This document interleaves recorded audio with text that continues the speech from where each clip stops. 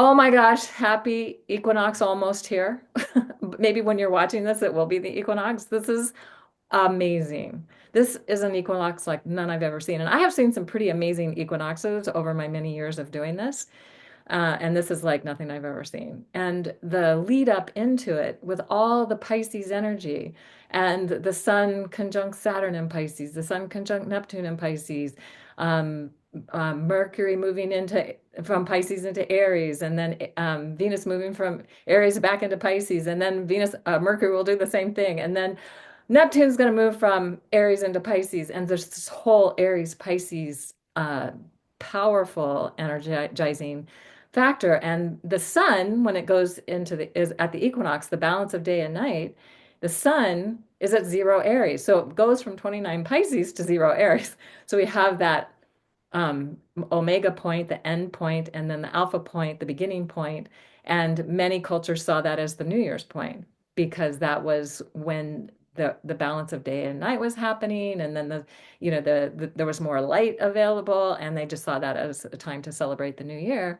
And interesting, because we will have April 1st over this month, April Fool's Day was created because they were trying to get people to stop celebrating the new year in March and April.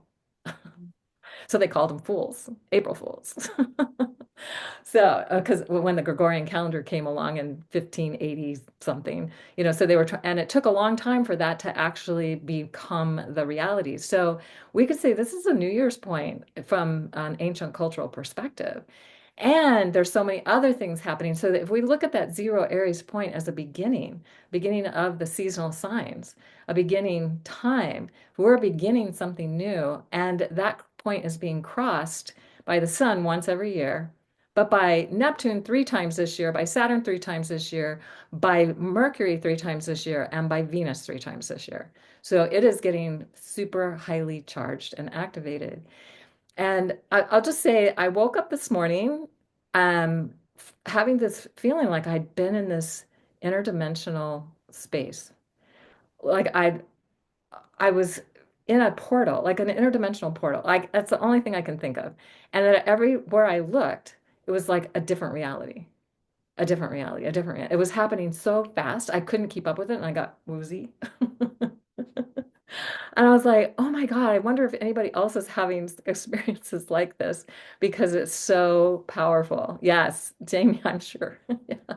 So good. So I've just been in this place of like, okay, so what else is happening? And maybe we're realizing that our reality, whatever we've thought it is, the truth of it is not maybe what it is.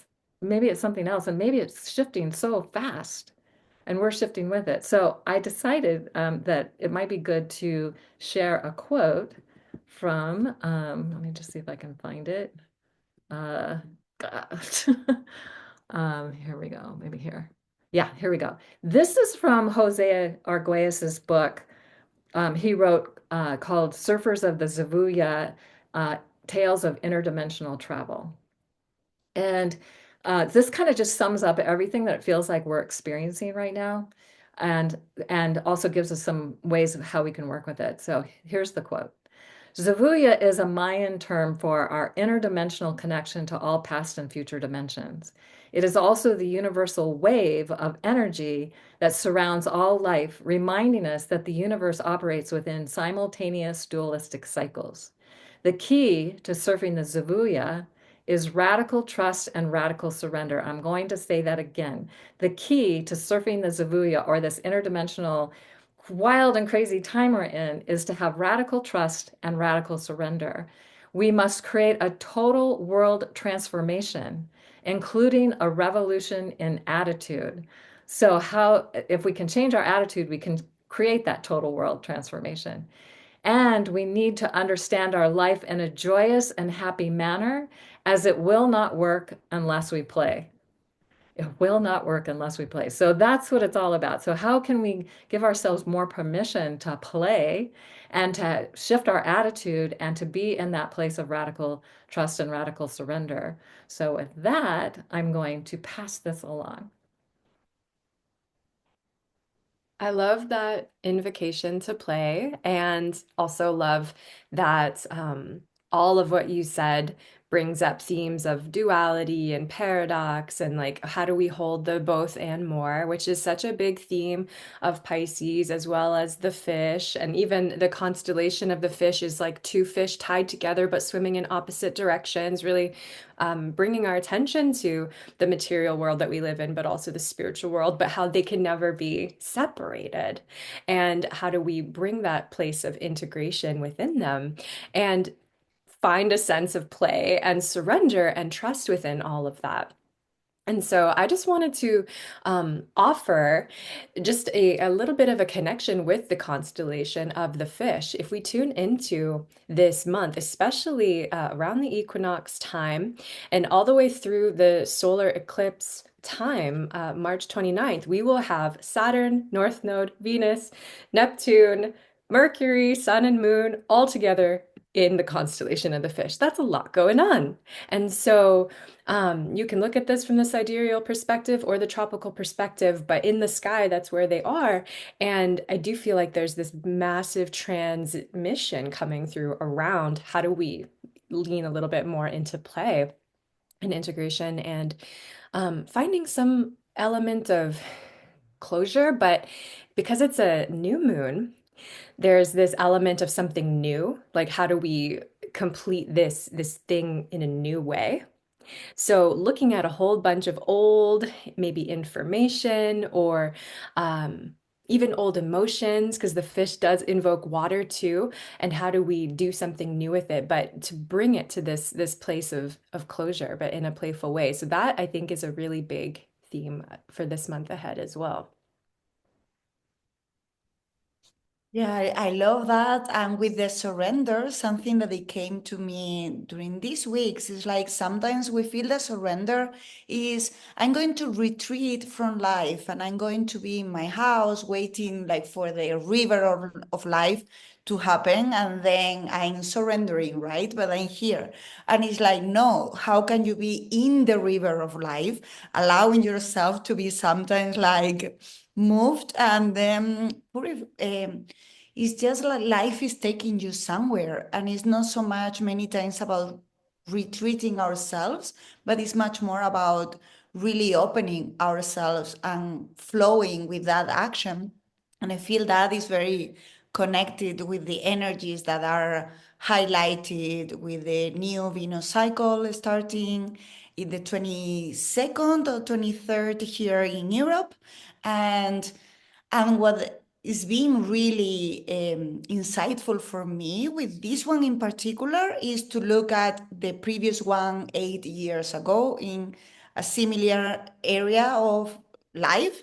So it's like I will really encourage everyone to see what was happening in your life in spring 2017, then around 2009 and look up at 8 years before, because in my life I see a pattern like my whole work life changed drastically every 8 years in this sense. And this new cycle is starting in the sixth house in my chart, so that insight was like wow.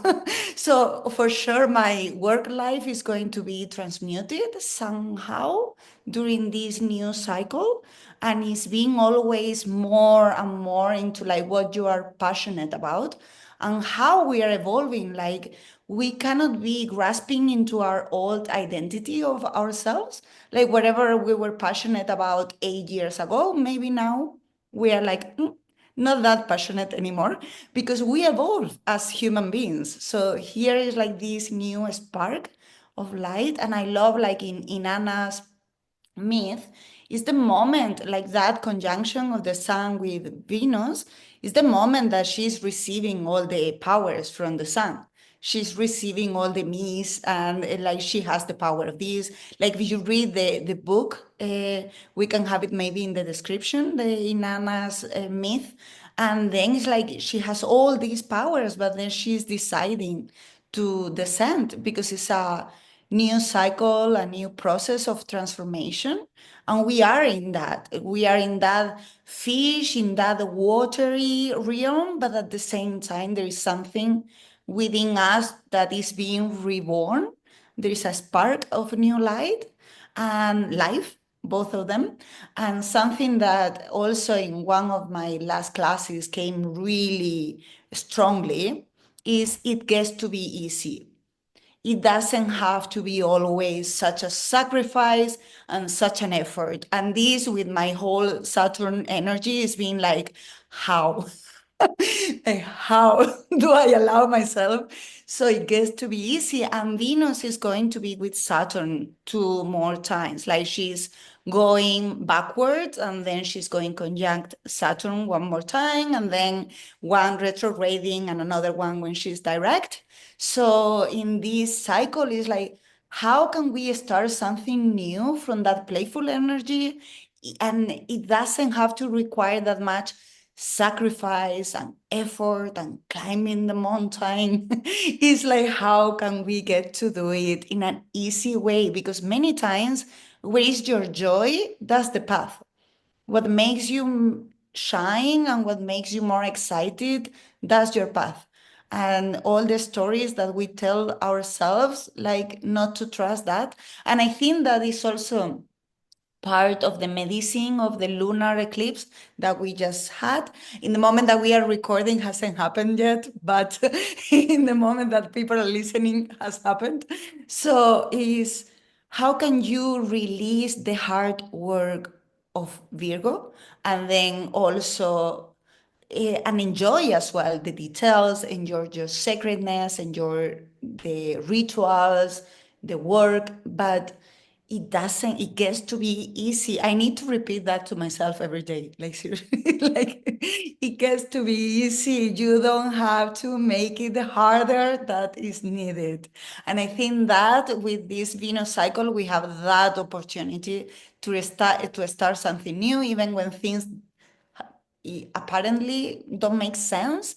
When we look back into humanity, for instance, like where I live in the past, cats, like people used to like take cats and drown them into the river, and like I don't know, like the Romans, they enjoy watching how people kill each other and how lions devour human beings.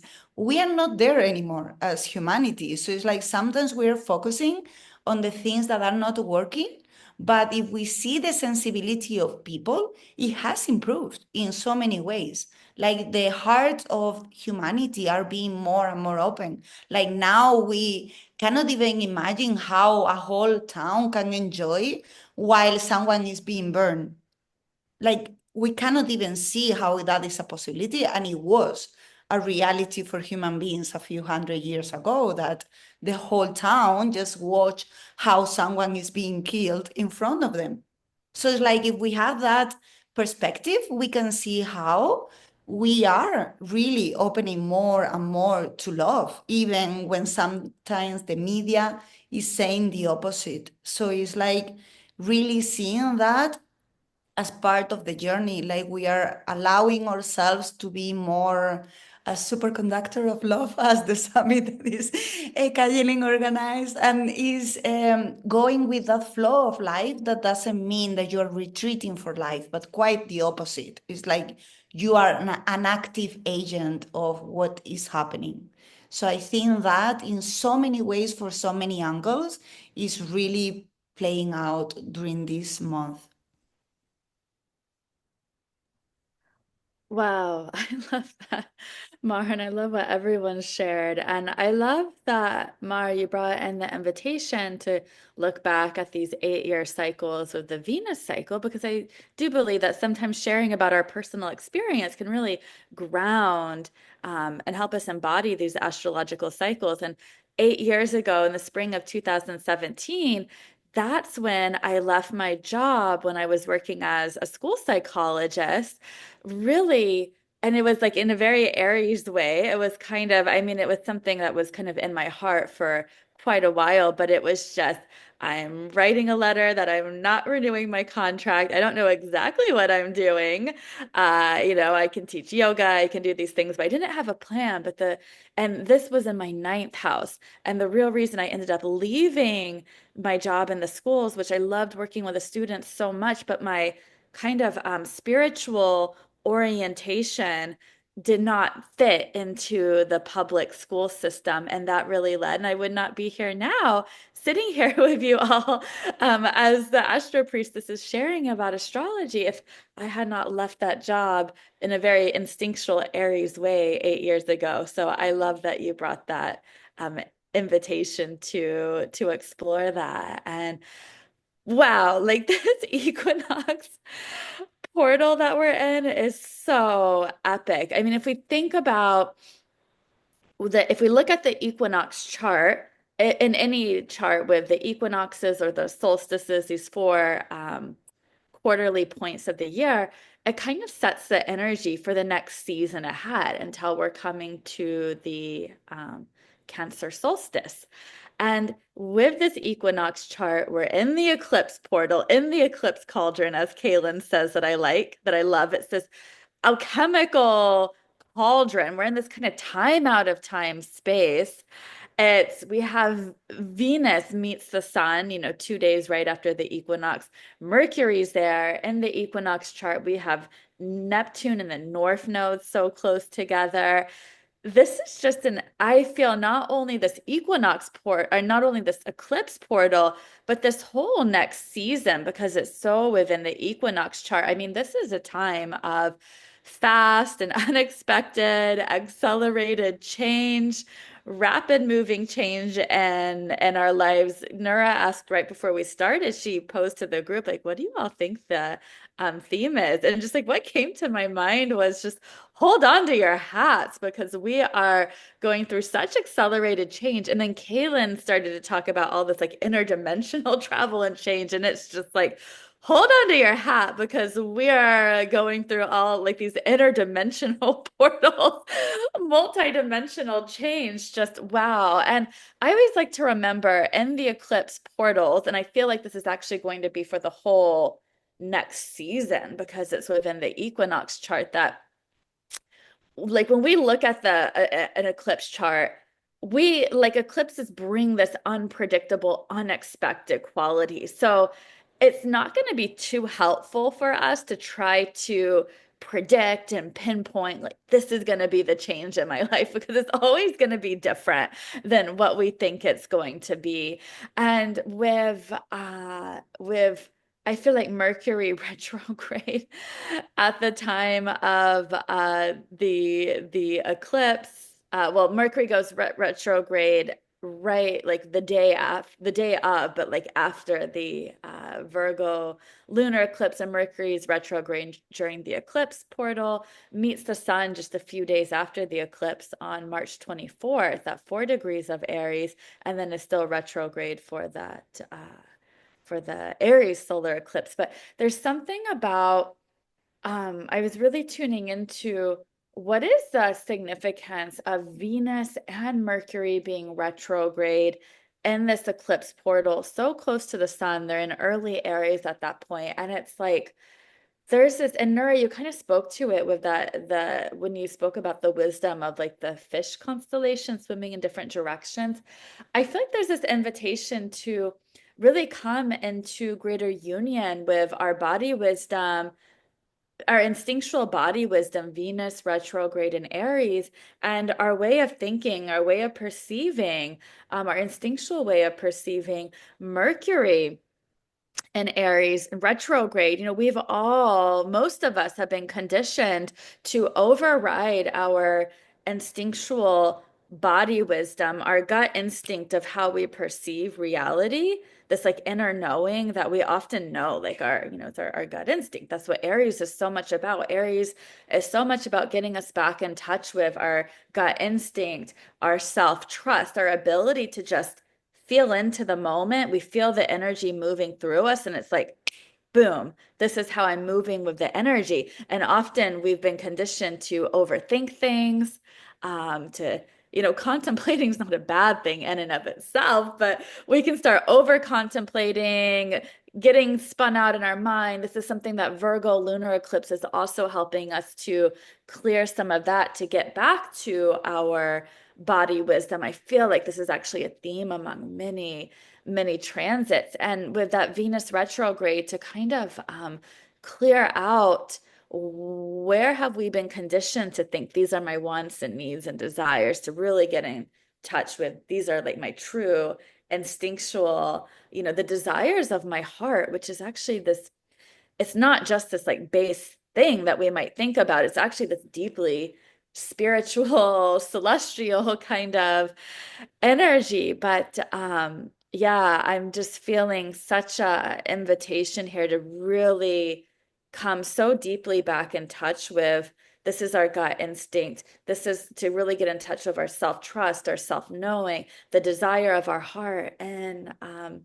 in the moment, and how we can open up to receive that and also like actively follow that. And I feel like that will really, being so deeply in touch with our gut instinct and our body wisdom and not getting so spun out in the mind, if we can come to that beginner's mindset with Mercury retrograde, being open to seeing reality in a new way and just letting whatever is coming into our awareness and that gut instinct guide us. I feel like that's really going to help us move and flow with all of these, like what we're probably a lot of us are probably over the next 3 months, over the next 6 months, going to get lots of curveballs that might seem like, oh my gosh, things are going sideways at first glance if we're thinking about it too much. But actually, it's this beautiful cosmic course correction to bring us right where we're meant to be. When we look back, we'll see, wow, everything was aligning for me, even though because of our attachments to how we think how we think this is what I want, this is the way I believe my life is supposed to go, and we have those attachments, we can start putting all these stories of, oh my gosh, things are going sideways, this is not what I want. But really, when we look back, we'll see, wow, all these curveballs, all these unexpected changes, this is really leading me to be right where I'm at right here, right now, which is my path. And so I don't know what I'm saying. I just feel like there's this beautiful invitation to ride with all of this fast moving change if we can get more like instinct with, in touch with our instinctual body wisdom. Right on. I'll just say right on. So I'm also feeling like something that to keep in mind is there are so many different ways that people might see how these mysteries are unfolding, so many different perspectives, and none of them are right and none of them are wrong. They're all whatever we choose to put our attention on, that will become our reality, and it can shift really fast. So from the perspective of what's happening with Venus. I don't see the cycle starts when Venus is conjunct the sun. And the reason is that the Sumerians and Babylonians and Mayans did not see that either. They saw the cycle starting when she rose as morning star. And in fact, in the story of Inanna, it says from the great above, she put her ear to the great below, and and heard the call, and that's what started. So she had to be visible. They started the cycle when she was visible. What's interesting about this one is it is repeating something that happened 251 years ago in 1774. And that happens every 251 years. Venus is repeating itself exactly and within minutes of being precisely what was happening 251 years ago. Whether it did this or not, I don't know. And that is that we probably will see Venus in the evening sky, maybe even on the 22nd when she's conjunct the sun, and see her in the morning sky on the 23rd. Now, that's only for people with a very low horizon and maybe uncertain latitudes, but it has to do with the relationship of the sun and Venus, like they're conjunct, but Venus is like going to rise up a half hour before the sun, so she may be visible in Aries. She'd be rising up in the sign of Aries. But for sure, she's rising up in the sign of Pisces. So we've been looking at this and how are we blending Aries Pisces? And I've never thought to do this before, but not only is it that that there's these two possibilities. Some people will see maybe she rises in Aries. Some people will say maybe she rises in Pisces and starts the cycle. But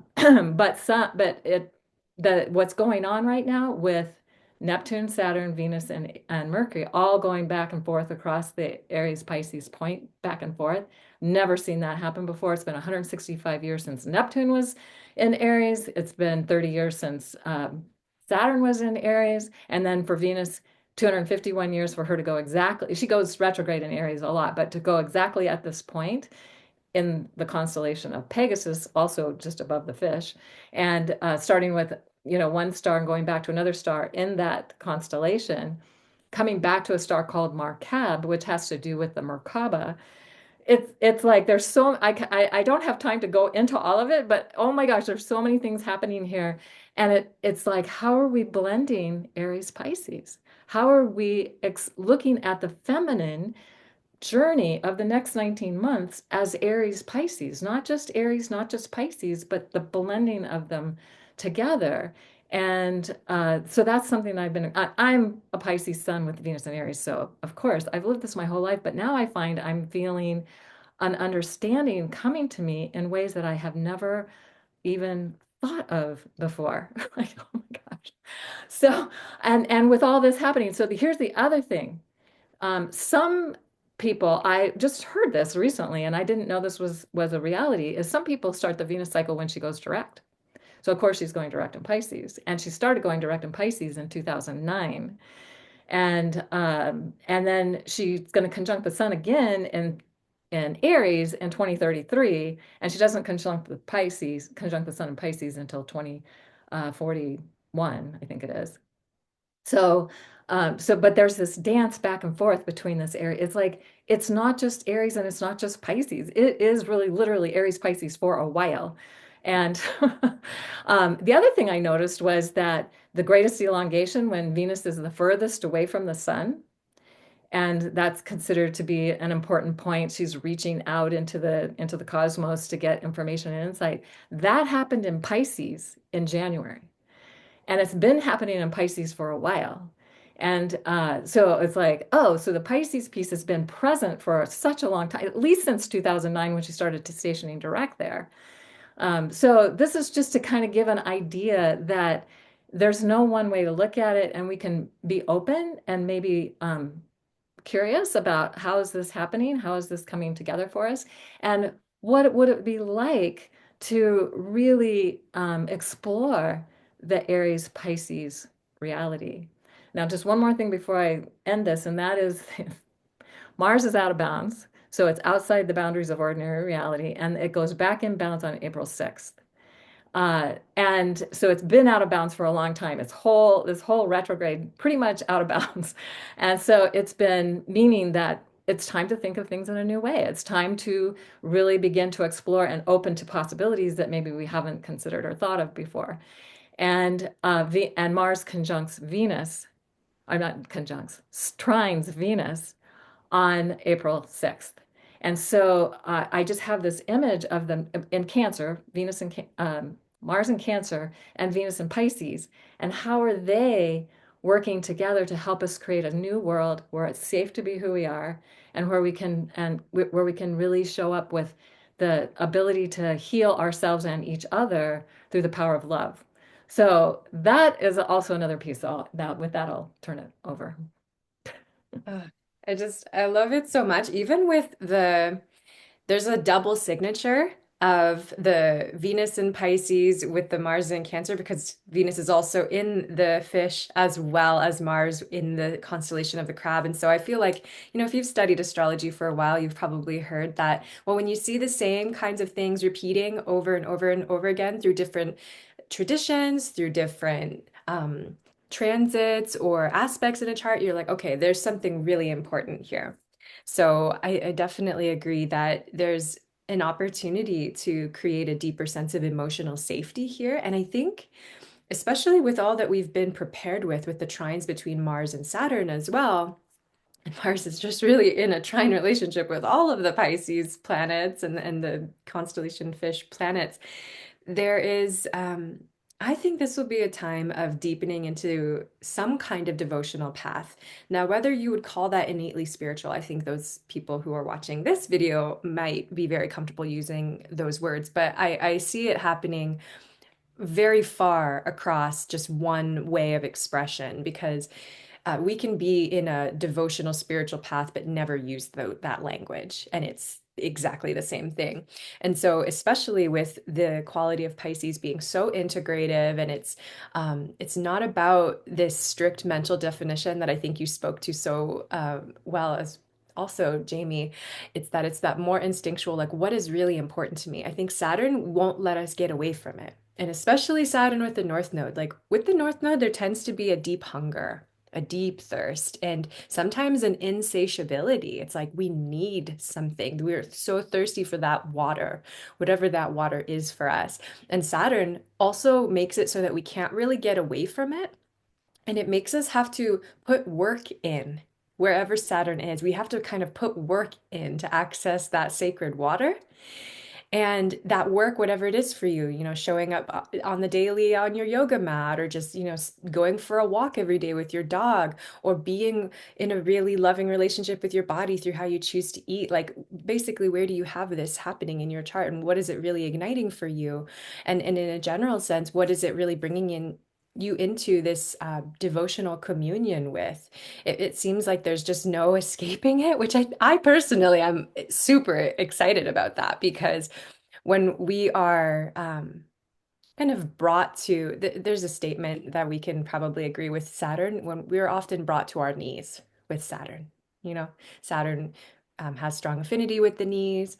Also, the structure of reality, also the status quo and the mainstream. Like, there's a lot to be grieving in the world. We are, in many cases, collectively and individually being brought to our knees. And the silver lining of that is that we're brought into this space of humility, this sobriety, this clarity to really get very clear on our values. That's also with Venus being so closely associated with this, Venus North Node Saturn conjunction that we're building up to April 12th, 13th. And so this whole month, really, and throughout the eclipse portal, I think we can really see these rapid realizations of what is so meaningful to us. And I think because Saturn is also associated with the blessing of old age, right? Like, we get to live a long time with the blessing of Saturn so that we can do the healing that we came into this life for, so that we can create whatever it is that we came for. I think Saturn does something to the quality of time where it can feel like both sped up or slowed down. Either way, we're getting into some interdimensional space where time becomes exactly what we need it to get really close and really right with our spiritual purpose. So I'm personally just feeling like, yes, that's hard, but I'm also very, very grateful for it. And I think it's, even if you want to bring it down to something very simple, how are you just making time for that practice for yourself every day? And that alone, just that intention and spending time with what you're devoted to, what you love, what you care about, it has such a major ripple effect. And I think it's kind of like, the butterfly effect. We do one tiny thing and it ripples out. And that's that one moment of just tuning into our hearts and saying, I'm a superconductor of love. It's like that makes such a difference. And I think it helps when there's a feeling of being jaded or feeling nihilistic about being like one individual, and my little amount of time that I do doesn't mean anything. That's a possible kind of more pessimistic view of Saturn. But there's also this, like, actually every tiny little thing that you do does matter, whether it manifests in this moment or whether it plants a seed for the future. So, and especially tuning into the North Node as this seed planting for the future. I think of it as, nothing is wasted. Your devotion and prayer and love is never wasted. Yeah, and with that dedication and that blending of the Pisces and Aries, like I wanted to go back a little bit to the solar eclipse, knowing that this is the last one that we have in Aries. Like, now everything is going to be in Pisces Virgo. So, like, honoring what we have been through the last 18 months with this axis, and then also like this new beginning. And I always feel like the equinox is like this new year, like the spring equinox. It really feels like the new year, but the new moon after that, it feels like a double, like that's the momentum of like there is a new lunar cycle within that spring equinox that is starting things off. I used to live in Thailand, and they celebrate the new year around this time always. And there is a celebration with water, interestingly, right? So it's like they throw water to each other. And that is the connection of like this fiery energy of Aries.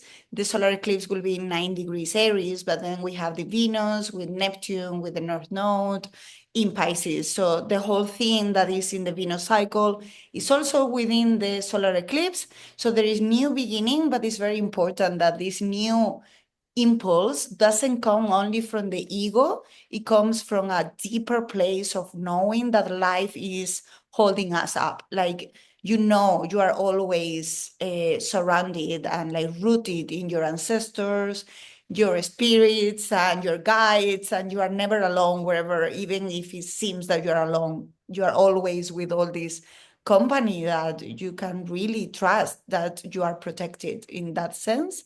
And from there, the actions come from a very different place. And with Mars being out of bounds, as Kailin was saying, I think it's very important.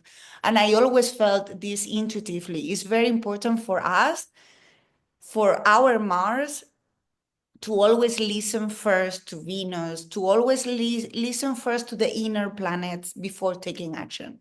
And in this case, that Venus is in Pisces. So it's like having this space to first receive the information and then take action. Because I think that part of taking action is really important in this. Like with Aries, it's about being brave. It's not only about allowing things to happen. Aries is not about yes, go with the flow, but flow with the go. It's like you also need to start things. Like Aries is like, you see, for me as a triple Aries has been always my life. It's like, why people are not doing that? And it's like, Mar, you are the one who is meant to start that. So don't wait for other people, because you are the pioneer with 3 planets in Aries. So it's like you start and then allow life to hold you as you take an impulse. In this case, like everyone is starting something new.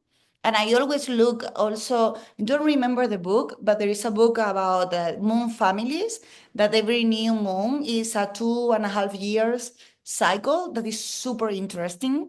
Like every 9 months, we have like a first quarter, then 18 months. We can have in the description the title because it's amazing. Every full moon, I always look back at the new moon that it was starting that cycle, and it's always like very insightful to look back. So in this case, when there is an eclipse, and especially a solar eclipse with North Node, even if it's a little bit far away, is a begin in Aries. That is the beginning of the zodiac in many ways. It's like there is this new momentum, and that solar eclipse is followed by Neptune entering Aries. So it's like there is this momentum building up in life is renewed. So there is a rebirth, being reborn. How do you want to follow your impulses, to trust your instinct? And it's being said so many times within this. And then it's not logical. So the mind doesn't have anything to say here. Like in this, with these energies, our minds are not our guides. And I love my mind, but in this case with the Pisces and Aries, it's like trusting the dreams, trusting the energies, feel it in your gut and what makes you feel alive. And a practice that I shared lately, I don't even remember how it came to me, but it's like find your yes and your no within your body.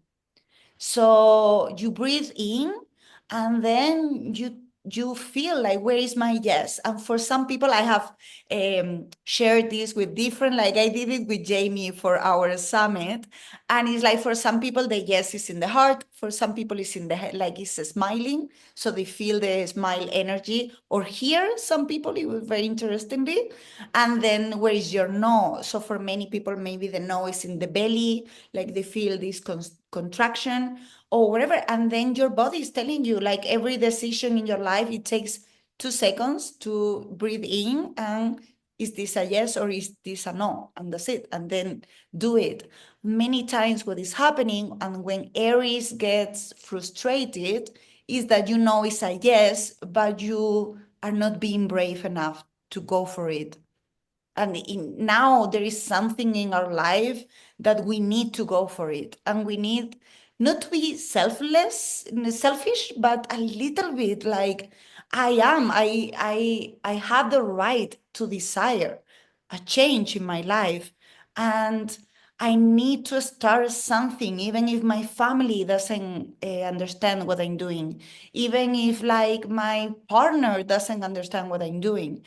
This is from my desire nature. And sometimes because it's a beginning that we don't see yet where it's taking us, is we just feel the impulse inside of us. So I think for that, the solar eclipse, that is the 29th, at least here, I always have the European dates.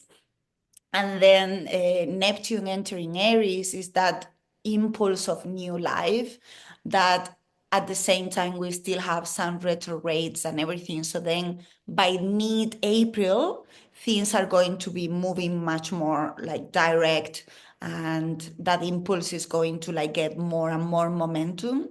And especially when Venus enters again Aries and then conjunct Neptune, but then in Aries for the third time. That is very interesting. But I think that it will be for the next month. But yeah, it's like, what is it that lights your soul on fire? And go for it. Because at least in this body, we're going to be only once.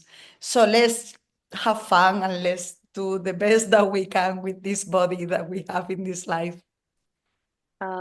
I love that. I love that invitation, Mar. And yes, that like yes, no, connecting over our body. It's so Aries, right? Just that gut instinct moving with the energy. And I love just so much that came through this discussion too around Venus and this Aries Pisces merging. It just feels like multi-dimensional mermaids activate, that aspect of ourselves. And just to ground us into a few dates here through this next season. So, and I'm basing this off of like US timing specifically, mine are like Pacific timing, but March 20th is when we have our equinox, sun ingressing Aries. March 22nd is when Venus is meeting the sun at 2 degrees of Aries. March 24th is when Pisces or Mercury is meeting the sun at 4 degrees of Aries. Then March 29th, we have the Aries solar eclipse at 9 degrees of Aries. And March 30th is when Neptune is making that first ingress into Aries. So there's just so much here. And just something I'm really tuning into as well. Like with this Aries solar eclipse, Neptune is at 29:57 arc minutes of Pisces. Neptune is still with the North Node. We have this Neptune North Node energy within our equinox chart. There's so much Neptunian energy here around this invitation to, again, if we're trying to overthink things, it's probably going to get us like all spun out, like in mental loop, mental story. There's this really invitation to drop below that, drop below the story, and to open up and receive and really connect in with our higher knowing, our intuition, letting our higher heart guide us. Guard us. That's an interesting, I meant to say guide us, but that was an interesting thing that came through. Protect us, our higher heart, protect us, perhaps. But something I'm really sensing, and this is going to sound really nutty, but I'm just going to say it, is with Neptune going into Aries, and especially with Gemini or Uranus going into Gemini for the first time, I think that's in July, that, Neptune can be like going into Aries is from Pisces into Aries, starting this new cycle. It's also kind of like the foggy veil clearing and many senses. And there's lots of ways this is going to play out. It's first, I think for each of us, there's this invitation. Where has there been some illusion or whether it's self-deception, illusion, something that's been kind of clouding us, right? That can open up and it's like, wow, we have this clarity of seeing things. Maybe we've had a self-limiting belief that on some deep level, even though maybe intellectually we knew, oh, this isn't true, but on some deep level, it's like it's really been running our perception of reality, then it's like, wow, there's this invitation to get cleared. I'm sensing that, but also I'm feeling on kind of a collective level as in maybe the year to come, Neptune going into Aries, Uranus going into Gemini, we've got Pluto now in Aquarius. There's going to be some major, I believe, like disclosure coming into the mainstream, perhaps around like maybe our star lineage origins that like I'm always into like the star lineages, exploring like our star seed connections. I feel a very strong Pleiadian connection. To me, there's just this knowing in my being, but to the mainstream, I'm going to sound nuts when I'm talking about this. But I think a lot of this, right? Like we've talked so much about the multidimensional nature of reality. I think that understanding is going to come into our collective a lot more. And also maybe about other extraterrestrial type things around, like the kind of in the mainstream, there's this idea that it's like kind of just us here on Earth. And anything around like other, ET beings, these kinds of things. A lot of it kind of people just think it's, fantasy, but I think the realization that we're not alone and actually that we've been having interactions with these beings of, I mean, in that some of them have vested interest in humanity, some very benevolent, some very, very malevolent, just as we have those forces here on Earth as well.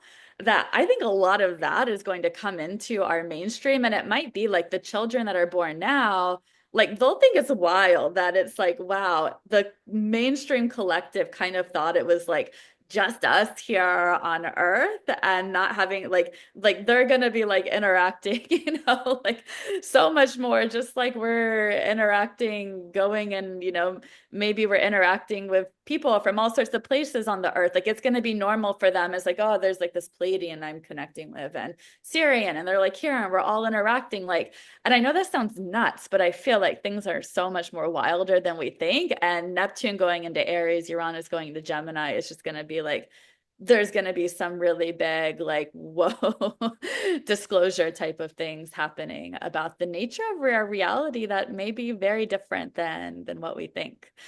So yeah, that might sound a little nutty, but hey, that's just what's coming to me. And also, I always love the invitation with the equinoxes, the solstices, go outside, see the sunrise, see the sunsets, even kind of noticing where the midday sun is, the height in the sky, that can be really powerful. It really just grounds us and supports us to be that bridge between sky and earth. And it like activates us, it like resets us, especially with the equinox. And I love, Kaylin, you've shared this many times, that I want to bring that invitation in, that you've shared that what's so special about the Aries equinox sunrise is the galactic center is overhead, and they found studies that increases psychic abilities by, I think you said like 400%. It's something, wisdom I've heard you share many times. And so what a powerful invitation to go out on the equinox sunrise and around that time and amplify our intuitive knowing that's already so amplified with Neptune in the North Node at the end of Pisces,